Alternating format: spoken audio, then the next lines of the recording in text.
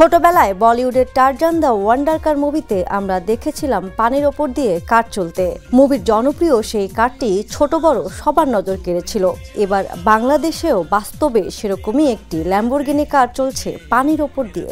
গাইবান্ধার নদীতে অবিরাম ছুটে চলছে সেই প্রাইভেট কারটি।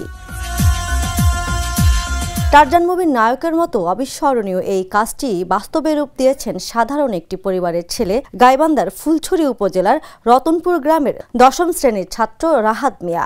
আসলে এটি একটি অভিনব স্পিডবোট, যা দেখতে একদম আধুনিক ল্যাম্বরগিনি গাড়ির মতো। অদ্ভুত এই যান দেখতে প্রতিদিন ভিড় করছেন আশেপাশের গ্রাম থেকে শুরু করে দূর দূরান্তের দর্শনার্থীরা। কেউ বলছেন সিনেমার দৃশ্যর মতো, কেউ আবার বিশ্বাসই করতে পারছেন না নদীতে চলছে গাড়ি।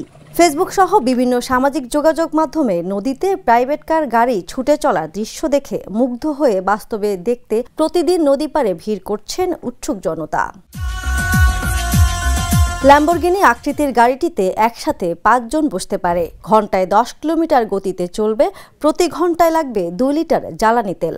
সাধারণ স্পিডবোটের তুলনায় একটু উঁচু হওয়ায় পানি ওঠা বা ডোবার সম্ভাবনা খুবই কম। নিরাপত্তার জন্য রয়েছে লাইটিং সিস্টেম সহ ইমার্জেন্সি সিগন্যাল ও উচ্চ সাউন্ডের সাইরেন।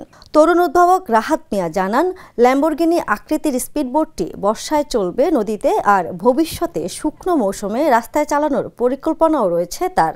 এজন্য যোগ করা হবে বিশেষ চাকা ও গিয়ার সিস্টেম। তবে বর্তমানে এটি কেবল নদীতেই চলাচল করছে। ফারজান ইলা, দ্য নিউজ।